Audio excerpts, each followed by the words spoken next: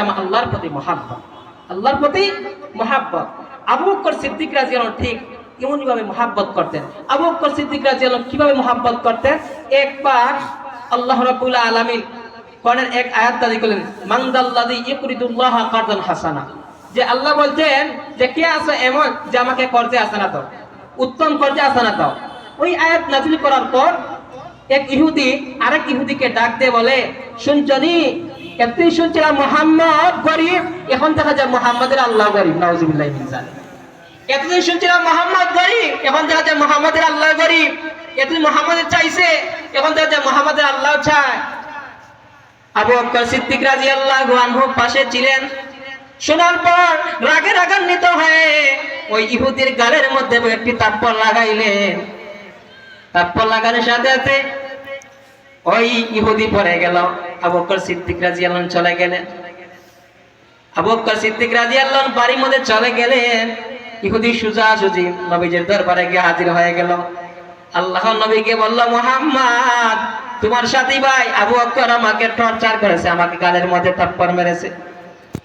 আল্লাহর নবী সাল্লাল্লাহু আলাইহি ওয়াসাল্লাম বলে, ইহুদি না না, আবু বকর তোমাকে থাপ্পড় মারতে পারে না, মনে হয় উমর মেরেছে। আর হাবু উম্মতি বি উম্মতি আবু বকর, উম্মতের মধ্যে সবচেয়ে নরম দিলের মানুষ হচ্ছে আবু বকর। আবু বকর কখনো তোমাকে থাপ্পড় মারতে পারে না। ওয়াশাদু আমরিল্লাহি উমর, হযরত উমর মনে হয় মারছে। ইহুদি ডাক দিয়ে বলে, ও মুহাম্মদ আমি আবু বকরও চিনি, আমি উমরও চিনি, যে থাপ্পড়টা লাগাইছে সে থাপ্পড়টা আবু বকর আমাকে মারছে। আল্লাহর নবী শোনার পর, আচ্ছা আবু বকর আসুক, তারপর জিজ্ঞাসা করা হবে।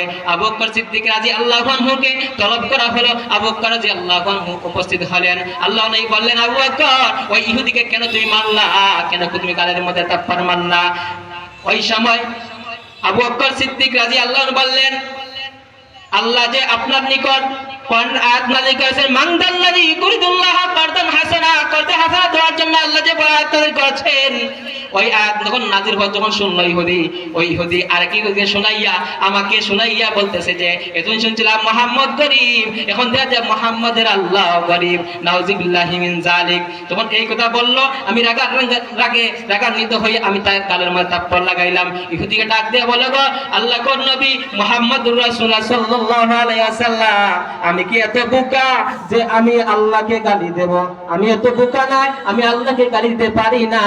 আল্লাহর নবী সাল্লাল্লাহু আলাইহি ওয়াসাল্লাম বলে, আবু বকর তুমি যে থাপ্পড় মারছো, সে বলে এক কথা, তুমি বলে আরেক কথা। তুমি বলে গালি আল্লাহকে দিয়েছে, সে বলে আল্লাহকে গালি দেয় নাই।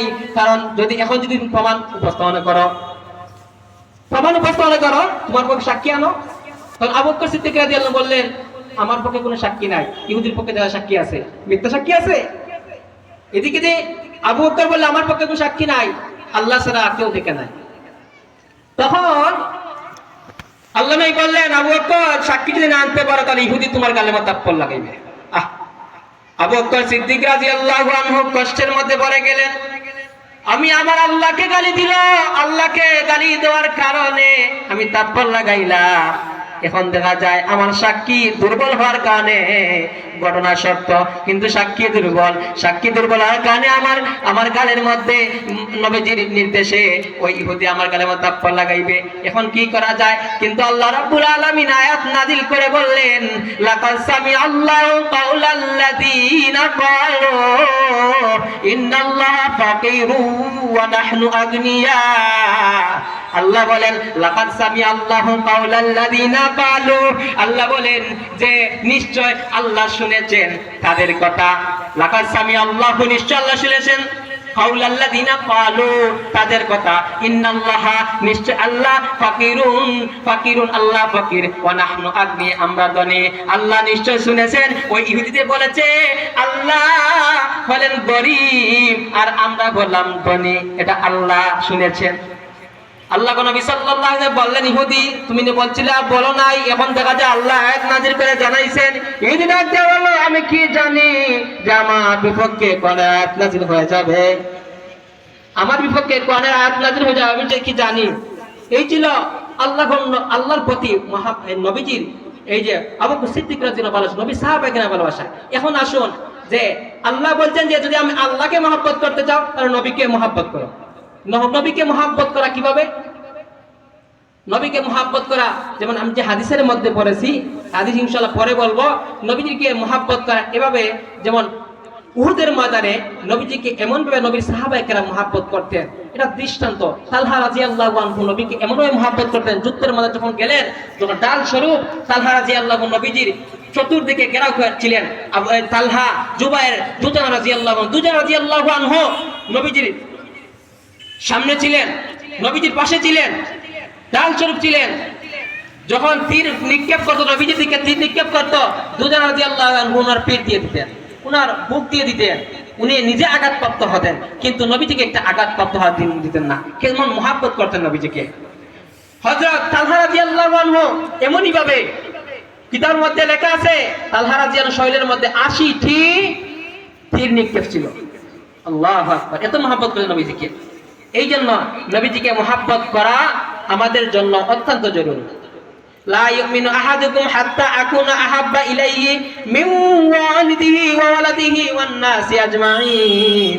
আল্লাহ রাসূল সাল্লাল্লাহু আলাইহি ওয়াসাল্লাম বলেন, ততক্ষণ তোমরা প্রকৃত মুমিন হতে পারবে না যতক্ষণ পর্যন্ত তোমাদের পিতামাতা থেকে, যতক্ষণ পর্যন্ত তোমাদের সন্তান সন্ততি থেকে, যতক্ষণ পর্যন্ত তোমাদের দুনিয়ার সমস্ত মানুষ থেকে আমি রাসূলকে বেশি মহব্বত না করবা, ততক্ষণ পর্যন্ত তোমরা প্রকৃত মুমিন হতে পারবে না।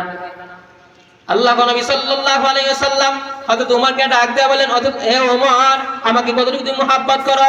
হযরত ওমর রাদিয়াল্লাহু আনহু ডাক দিয়ে বলেন, আল্লাহর নবী, আমার মাতা পিতা চাইতে আমি আপনাকে বেশি মহব্বত করি। আল্লাহ নবী বললেন, ওমর, তুমি এখনো প্রকৃত মুমিন হতে পারো নাই। হযরত ওমর বললেন, আল্লাহর নবী, কেমন ভাবে প্রকৃত মুমিন হব আমাকে বলো। আল্লাহ নবী সাল্লাল্লাহু আলাইহি ওয়াসাল্লাম বলেন, হে ওমর, যতক্ষণ পর্যন্ত